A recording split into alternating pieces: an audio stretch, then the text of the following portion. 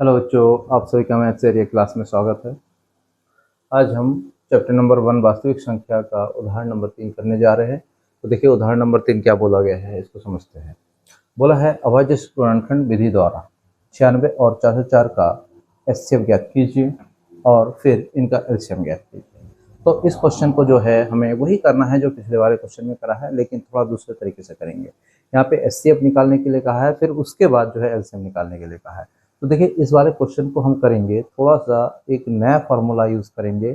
जो फार्मूला है हमारा यहाँ पे ये वाला क्या बताया है, देखिए यदि हमारे पास दो धनात्मक वास्तविक संख्याएं है तो उन धनात्मक वास्तविक संख्याओं का एचसीएफ और एलसीएम इन दोनों का गुणनफल जो है उन वास्तविक संख्याओं के गुणनफल के बराबर होते हैं। दोबारा से समझिएगा, यहाँ पे यदि हमारे पास दो धनात्मक वास्तविक संख्याएं ए और बी है तो उन दो धनात्मक वास्तविक संख्याओं ए और बी का एचसीएफ और ए और बी का एलसीएम का गुणनफल उन दोनों संख्याओं के गुणनफल के बराबर होता है। ठीक है, अब यहाँ पे हम क्वेश्चन को सॉल्व करते हैं। देखिए किस तरह से करेंगे। तो यहाँ पे क्वेश्चन को हम सॉल्व करते हैं। तो सॉल्यूशन यहाँ पे लिखा हमने। देखिए सबसे पहले हमारे पास है 96 और 404, इसका एचसीएफ ज्ञात करना है। एचसीएफ जैसे हमने पिछले वाले तरीके से करा था वैसे ही यहाँ पे करेंगे। तो देखिए अगर एचसीएफ निकालना है तो सबसे पहले 96 और 404 का अभाज्य गुणनफल करना है। तो यहाँ पे 96 हम लिखते हैं और इसका अभाज्य गुणनखंड शुरू करते हैं। तो देखिए अभाज्य गुणनखंड करेंगे तो 2 से जाएगा, 2 चौको 8, 2 अट्ठी 16, फिर 2 से देंगे 2 दूनी 4, 2 चौको 8, फिर 2 से 2 एकम 2, 2 दूनी 4, फिर से 2 से देंगे 2 छंग 12, फिर 2 से जाएगा 2 तिया 6 और फिर 2 से 3 से जाएगा 3 एकम 3। ये हो गया इसका अभाज्य गुणनखंड। ठीक है, अब 404 का अभाज्य गुणनखंड करते हैं। संख्या है हमारे पास 404, इसका अभाज्य गुणनखंड करेंगे तो क्या होगा देखते हैं। पहले 2 से देंगे तो 2 दूनी 4, 0, 2 दूनी 4, फिर 2 एकम 2, 0, 2 एकम 2। अब हम यहाँ पे देखते हैं कि 101 जो है वो कौन सी संख्या है। तो यहाँ पे 101 जो है यह एक अभाज्य संख्या है, तो इसको हम 101 से विभाजित करेंगे। 101 एकम 101, तो हमारा यहाँ पे 404 का भी अभाज्य गुणनखंड हो गया। अब इन दोनों अभाज्य गुणनखंडों को हम कुछ इस प्रकार से आप लिखते हैं। जैसे हमारे पास यहाँ पे 96 है तो 96 को लिखा और यहाँ पे देखा कि जो दो कितनी बार आ रहे हैं। देखिए 1, 2, 3, 4, 5, संख्या 2 5 बार आ रहा है तो हमने यहाँ पे 2 की घात लिख दिया 5। और 3 कितनी बार आ रहा है तो 3 एक बार आ रहा है तो यहाँ पे हमने 3 लिख दिया। आगे 404 का देखते हैं तो 404 को हम क्या लिख सकते हैं। 404 बराबर यहाँ पे हमारे पास 2 को हम देखेंगे तो 2 की घात कितनी आ रही है भाई, 2 कितनी बार आ रही है 2 बार। तो यहाँ पे हमने लिख दिया 2 की घात 2 और दूसरा जो अभाज्य संख्या है वो है 101। ये हो गया इसका अभाज्य गुणनखंड और उसको हमने इस प्रकार से लिख दिया। अब बात करते हैं कि अगर एचसीएफ निकालना हो तो कैसे निकालेंगे। तो याद कीजिएगा एचसीएफ हमने कैसे निकाला था पिछले वाले में। तो हम यहाँ पे लिखते हैं एचसीएफ। अब किसका एचसीएफ निकाल रहे हैं, दो अभाज्य संख्याओं का, और वो दो अभाज्य संख्याओं का। और अभाज्य संख्या है हमारे पास है 96, 404। अब इसको क्या पढ़ेंगे, 96 और 404 का एचसीएफ कितना होगा। तो हमने पिछले वाले क्वेश्चन में भी करा था, याद कीजिए। जो यहाँ पे हमारे पास दोनों संख्या है और उन दोनों संख्याओं का जब हमने अभाज्य गुणनखंड करा तो जो कॉमन एलिमेंट है, जो कॉमन नंबर है, वही इसका एचसीएफ कहलाएगा। लेकिन यहाँ पे कॉमन कौन है तो देखते हैं, या फिर हमने वहाँ पे दूसरा तरीका बताया था कि दोनों संख्याओं के अभाज्य गुणनखंड में जो कॉमन संख्या होगा उसकी जो न्यूनतम घात होगी, न्यूनतम घात, वही इसका एचसीएफ कहलाएगा। अब इन दोनों संख्याओं में देखिए कॉमन कौन से संख्या है। हमने यहाँ पे देखा 2 यहाँ पे भी है, यहाँ पे है, तो 2 यहाँ पे कॉमन संख्या है। अब एक कॉमन संख्या जो है इसको हम उभयनिष्ठ संख्या कहते हैं। तो इन दोनों संख्याओं का जो न्यूनतम घात है वो कितनी है। यहाँ पे हमने देखा घात 2 है, यहाँ पे देखा घात 5 है, तो न्यूनतम घात जो है 2 हो गया। तो यहाँ पे इसका जो एचसीएफ हो जाएगा 2 की घात 2 अर्थात बराबर कितना हो गया 4। तो हम यहाँ पे क्या लिख सकते हैं भाई, अर्थात अतः HCF of 96 404 is equal to 4। ये हमारा हुआ एक आंसर, ध्यान रखिएगा, ये हुआ हमारा एक आंसर जो कि एचसीएफ निकाल दिया हमने, जो हमें पूछा गया बताया। इसके बाद और फिर इनका एलसीएम ज्ञात कीजिए। अगर हमारे पास एचसीएफ निकल जाए या एलसीएम निकल जाए तो हम इस वाले फॉर्मूले का उपयोग कर सकते हैं। इस वाले फॉर्मूले में हमने क्या देखा, देखिए HCF of A B into LCM of A B is equal to A cross B.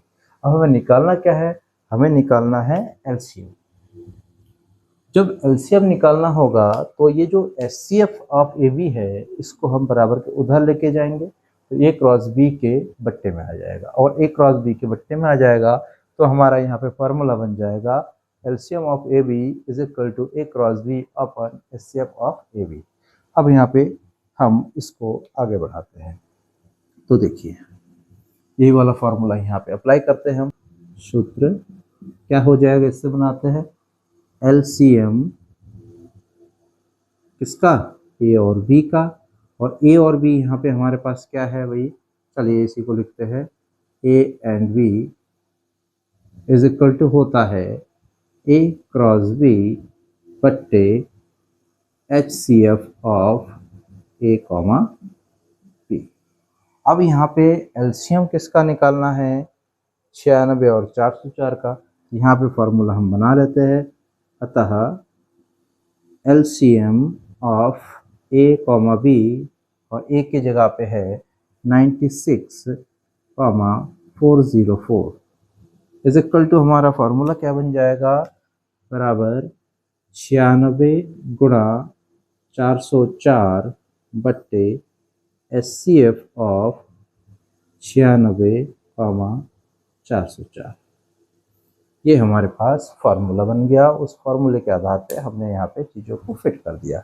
अब यहाँ पे हम देखते हैं कि 96 ये हो गया गुणा 404 बट्टे एचसीएफ ऑफ 96 एंड 404 आया था हमारा 4।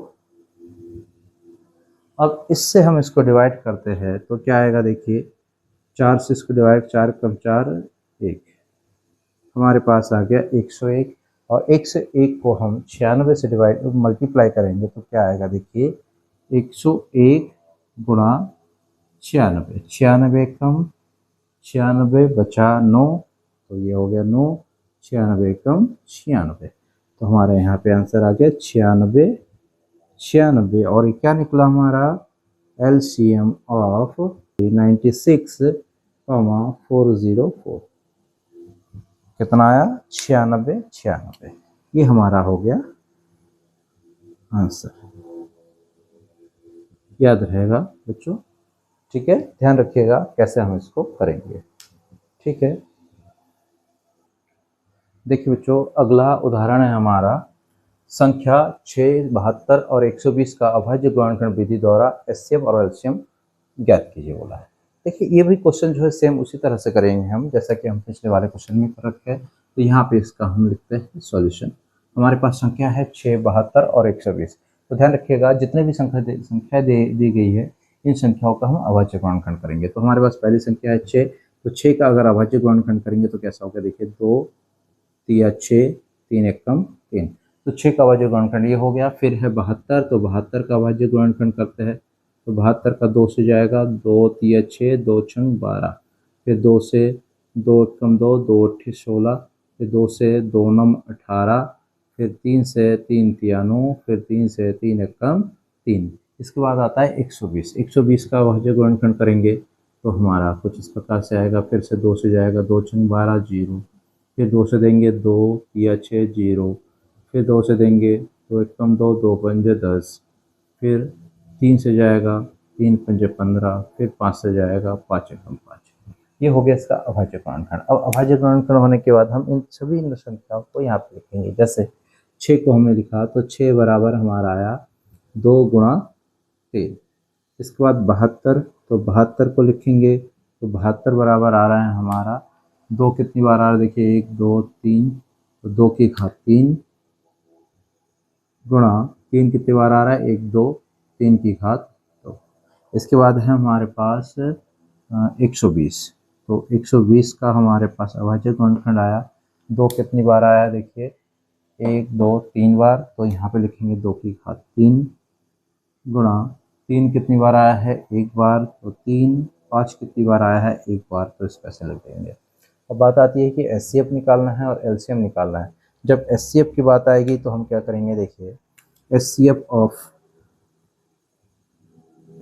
किसका निकाल रहे भाई, 6 का, 72 और 120 का। तो जब एचसीएफ निकालने की बात आएगी तो हमने क्या बताया था भाई, जितने भी संख्याएं दी हुई होंगी उन सभी संख्याओं के जो उभयनिष्ठ संख्या होंगी, जो अभाज्य गुणनखंड में जो उभयनिष्ठ गुणनखंड होंगे, उन संख्याओं का जो निम्नतम घात होगा उसको हम यहाँ पे उसका एचसीएफ कहेंगे। दोबारा मैं रिपीट कर रहा हूँ, सुनिएगा। जब एचसीएफ निकालना होता है तो हमने क्या पढ़ा है, कोई भी कितने भी संख्याएं दी हुई होंगी, समझिएगा, जितने जो भी संख्याएं हमारे पास दी हुई होंगी उन सभी संख्याओं का अभाज्य गुणनखंड करेंगे। अभाज्य गुणनखंड में जो संख्या उभयनिष्ठ होगी उन संख्याओं का जो न्यूनतम घात होगा वही उसका क्या कहलाएगा, एचसीएफ। अब यहाँ पे देखते हैं जो हमारे पास संख्या है, इस संख्या में जो उभयनिष्ठ संख्या है वो कौन है। एक तो हमारा 2 जो है उभयनिष्ठ संख्या है, और 2 का जो निम्नतम घात कितना है, देखिए यहाँ पे 2 की घात 1 है, यहाँ पे 3 है, यहाँ पे 3 है, तो निम्नतम घात कितना होगा 1, तो और वो संख्या कितनी हो रही है 2, तो हमने 2 लिख दिया इनटू। दूसरा उभयनिष्ठ संख्या कौन है, 3, 1 2 3, सब में 3 है, तो यहाँ पे 3 की जो न्यूनतम घात है वो कितनी है, देखिए यहाँ पे 1 है, यहाँ पे 2 है, यहाँ पे 1 है, तो 3 की न्यूनतम घात जो है वो 1 है, तो 3 की घात 1 हो गया। अब इनका अगर हम मल्टीप्लाई करें इनको तो क्या आ जाएगा, यहाँ पे देखिए बराबर 2 गुणा 3 इज इक्वल टू 6। तो यहाँ पे हमारा ये क्या हो गया कि एक आंसर हो गया, ध्यान रखिएगा।